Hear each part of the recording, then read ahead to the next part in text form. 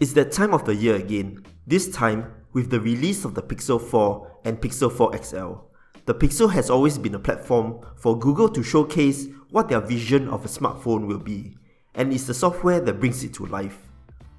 Over a few generations of the Pixel, we can see that Google is experimenting with different features, which is a plus by the way. Just like the motion sense, when I first heard about it, it reminded me of Samsung's Air gesture. But it's interesting to see how different and unique Google's implementation will be.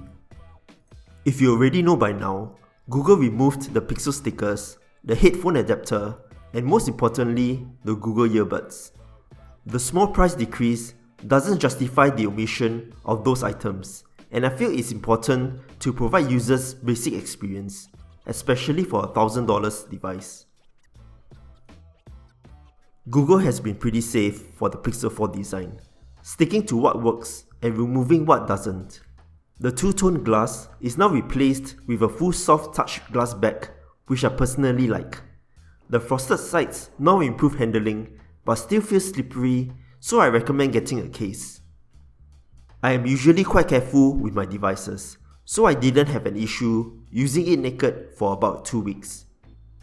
The also orange is the Pixel 4 XL new color, and since I'm a fan of the orange color, the new pastel color really attracts me. If you're not into bright colors, the classy just black and clearly white are also available. The notch is gone as well, leaving behind a chunky bezel double the size of the bottom bezel. I wished the bezels were of the same thickness, but that's just me and my OCD kicking in. The top bezels store sensors like the face recognition, selfie camera, and the new radar. More on this later. If you noticed, the fingerprint sensor is gone, now replaced with the face recognition sensor. I wouldn't mind an extra sensor at the back, even if it interferes with the look of the phone. Practicality is more important to me, and having both fingerprint and face recognition provides a choice for consumers. Face recognition unlocks pretty fast, but there are some flaws. It unlocks without eyes detection, eyes closed, and even when I cover half of my face with my hand. As of now, it's poorly implemented, and we can expect a fix soon.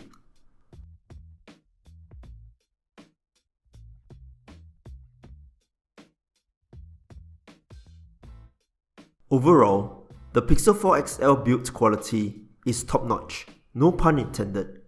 The phone is solid, all the sides and edges are well made. It really feels good in the hand. As for the design of the giant camera module at the back, I guess it's personal preference. The 90Hz refresh rate of the Pixel 4 XL is pretty awesome.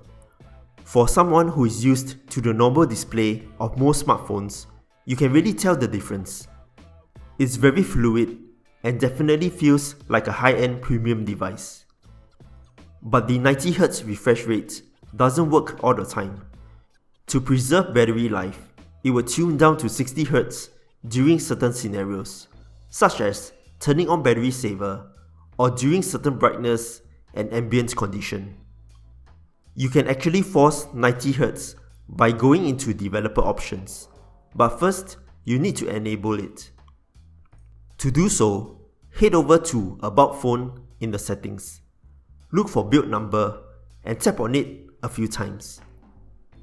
Once it's done, go to developer options and turn on force 90Hz refresh rate. You can also disable 90Hz refresh rate in the display options, but you will lose the smooth UI scrolling and such.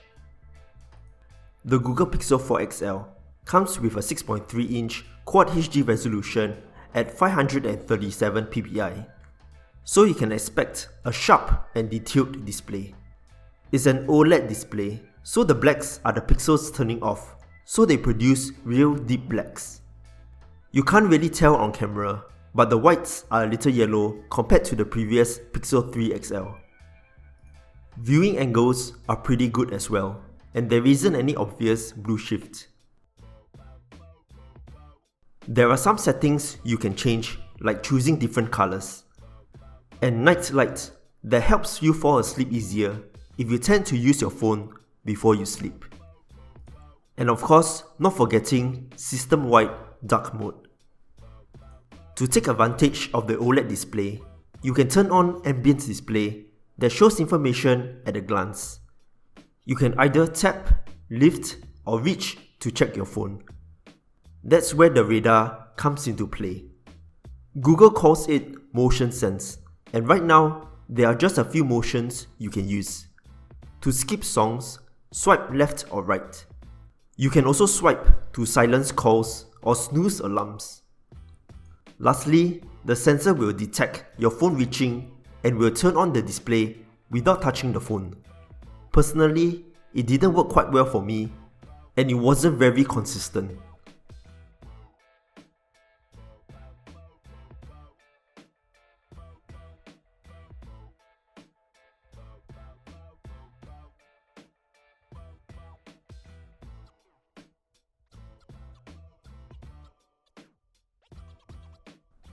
At the bottom is the Type-C port and sideward firing speakers together with the earpiece for stereo sound. On the right is the power and volume rocker, and on the left is the single SIM tray slot. As usual, this is a single SIM model, so there isn't any expandable storage. The Google Pixel 4 XL comes in both 64 and 128GB storage and 6GB of RAM. It's the same case for the Pixel 3 XL to provide only 2 storage options, but there was a perk that sort of mitigated this decision. Providing free unlimited original quality storage on Google Photos till 31st January 2022. But for the Pixel 4, it's still free unlimited storage, but only uploading in high quality like every other Android user. Google just removed one of the main selling points that may be a deal breaker for potential Pixel users. If you use a lot of the camera, Smart Storage will automatically remove backed up photos and videos over 60 years old when storage is almost full. The Pixel 4 XL supports USB OTG through Type-C, and if you have the traditional USB thumb drive, you can use the adapter to bridge. This also acts as a tool for easy migration to the Pixel from another iOS or Android device. The Pixel 4 XL also retains the IP68 certification. The Google Pixel 4 XL is powered by the Snapdragon 855 and Adreno 640, but I was hoping for the Snapdragon 855 Plus instead, since there will be improvements overall. Performance is still what you will get with Google's flagship, so I wouldn't worry too much about it. Gaming performance is excellent without any overheating.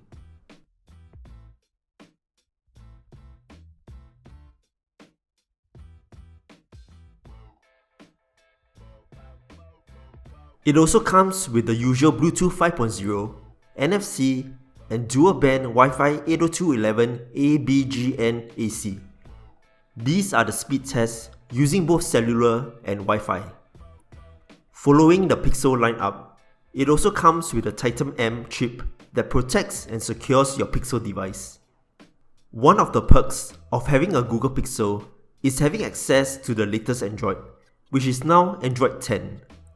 Much of the software aims to have Google Assistant help users to achieve a seamless experience. To trigger Google Assistant, there are a few ways. Active Edge can be triggered by squeezing the sides or voice activation. Since there won't be a home button if you use gestures, you can swipe from either corners from the bottom to trigger as well. The standard Google Assistant always requires you to start with Hey Google before any commands. But with continued conversations, after the Assistant responds, the microphone stays on for a short time for any follow-up conversations. You can tell when Google Assistant is active when you can see a multicolored lights at the bottom. There is a new recorder app that can automatically transcribe audio on the fly. For the most part, it works pretty fast and accurately as well. Currently, it's only for the Pixel 4 but Google plans to release it for older devices.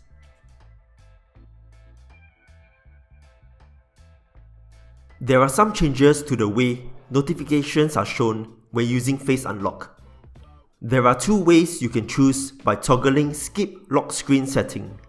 When toggle is off, it will show the traditional notification cards, but when the phone unlocks, it will stay on the lock screen. When toggle is on, it will display icons instead, but when the phone unlocks, it will go directly to the last used screen. A workaround using the second option is just swiping down from the top when the phone is still locked. If you tap and hold on a card, you can select some settings directly. There will also be a dot on the app for unread notifications.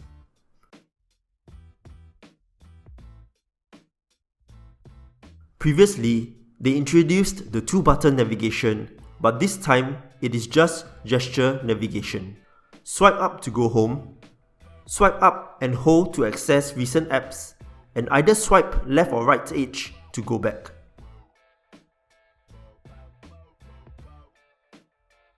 Live Caption detects speech in media and automatically generates captions.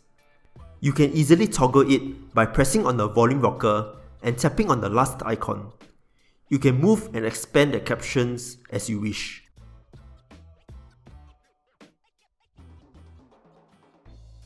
Split screen will be convenient for multitasking on a 6.3-inch display. To trigger it, you can go to recent apps, tap on the icon and choose split screen. But not all apps are compatible. Now Playing will require permissions to the microphone to listen to ambient sounds for music. Once it detects a song, it will display at the bottom of the lock screen and will be added to history. For general quality of life checks, Digital Wellbeing shows how much time you have spent on your phone. It can also show how much time was being spent on individual apps. You can also set app timers to limit the time you can use that app. This also works for parental controls using Google's Family Link. You can keep an eye on your family's screen time and also set limits or restrictions. Finally, when it's near the end of the day, you can start to wind down. You can either run on a schedule or use Google Assistant. It will fade the screen to grayscale and turns on Do Not Disturb. It will also mute and block visual alerts. The battery on the Pixel 4 XL is slightly larger than before at 3700 mAh.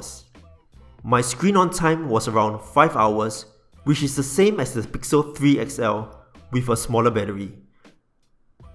The 90Hz refresh rate could have drained the battery more, but personally, I don't mind the trade-offs for a smoother experience.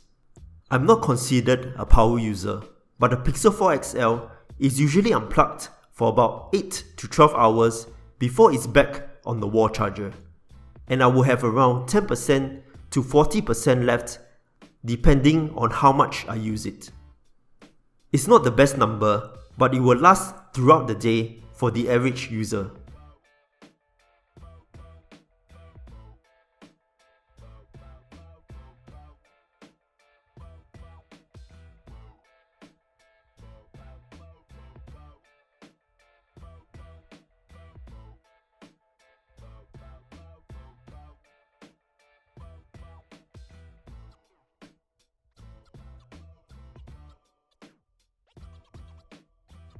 To save battery life, there is the usual battery saver mode and adaptive battery. This mode limits battery usage for apps that don't get used often. Just to note, if certain features suddenly don't work, check with this setting. In my case, Google Assistant wasn't working until I turned this off. As for charging, it's rated 18 watts using the wire. As for Qi wireless, this time, it supports 11 watts using third-party chargers. Previously, you need to get the Pixel Stand or Google licensed wireless charger to support fast charging.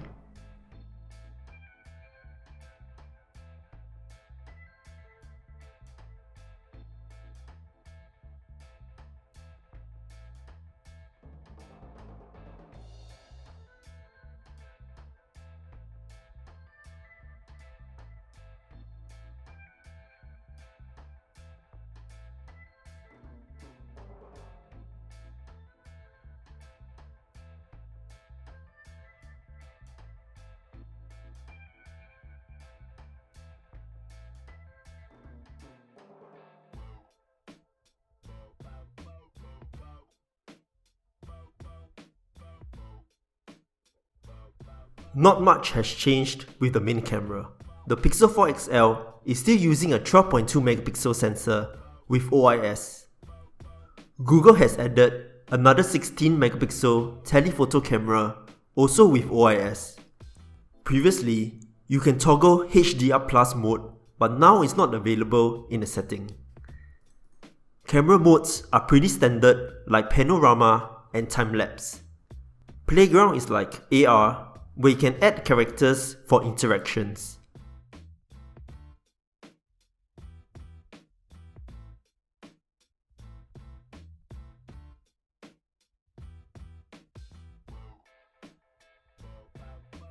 Google Lens allows you to scan text, do translation, or scan for objects using image search.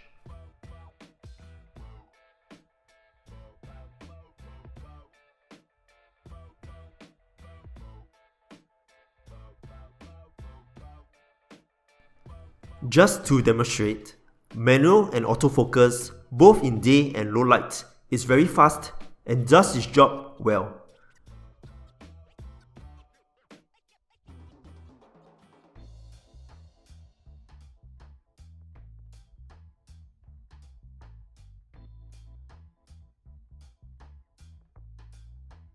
For super res zoom, I find that photos are sharper and clearer compared to the Pixel 3 XL.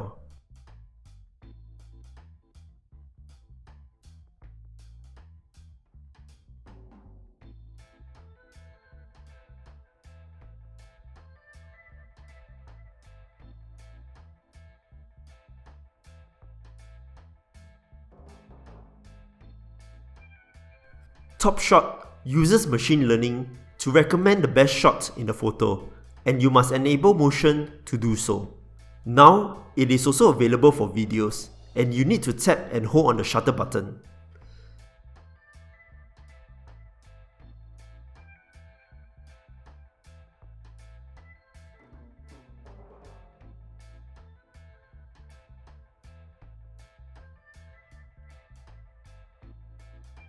Tapping on the viewfinder shows two sliders where you can adjust the exposure and shadows.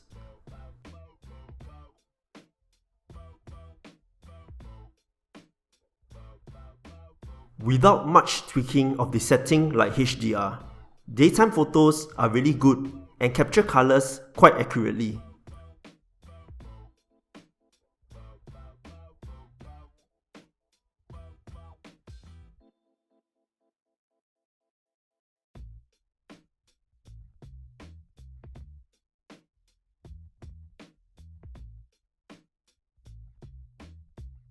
Low light shots continue to be good, without much grain or fuzziness. Night mode also performs as good as before, although sometimes in certain shots, it doesn't look that natural. Since it's post-processing, the main purpose is to enhance light and brightness.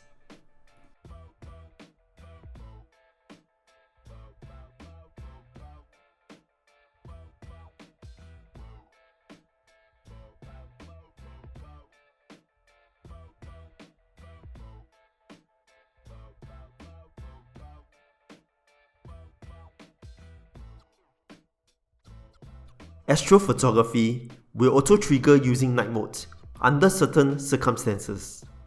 Unfortunately, light pollution is heavy and I could only capture this picture. You can check out photos that others have done and it's pretty nice. For video recording, it can record 1080p at 60 frames per second or 4K at 30 frames per second.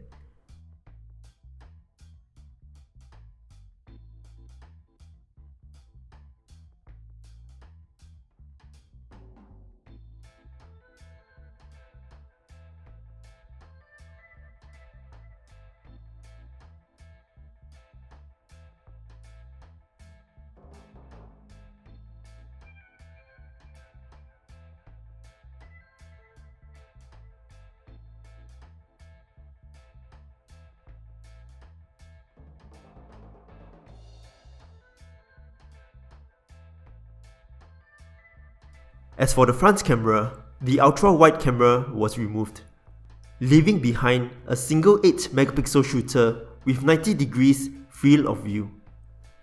Likewise, you can control the exposure and shadows for the front, and there is an option for face retouching.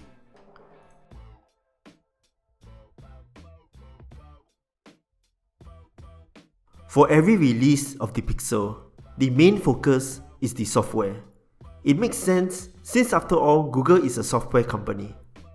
It's great to see Google improving on machine learning, making it more seamless and integrated into our everyday lives. New features still need more work.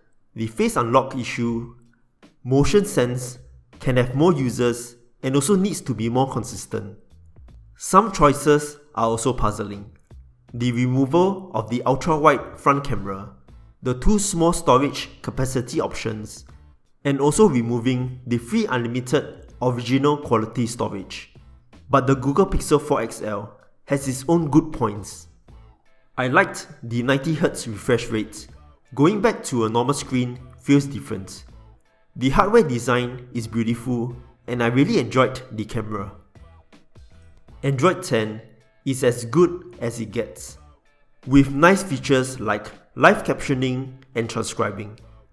Perfect for stock Android lovers and pretty user-friendly. Receiving timely software and security updates is also one of the perks of a Google Pixel user. Is it value for money? My answer would be no. At over $1,000, I would expect more like a third ultra-wide camera, a bigger storage option at the same price, and also retaining free Google storage. If money is not a problem, it's a no-brainer for me. That's it for this video. I hope you enjoyed it, and if you did, feel free to leave a like and subscribe to see more of such content. Thanks for watching and see you guys in the next one.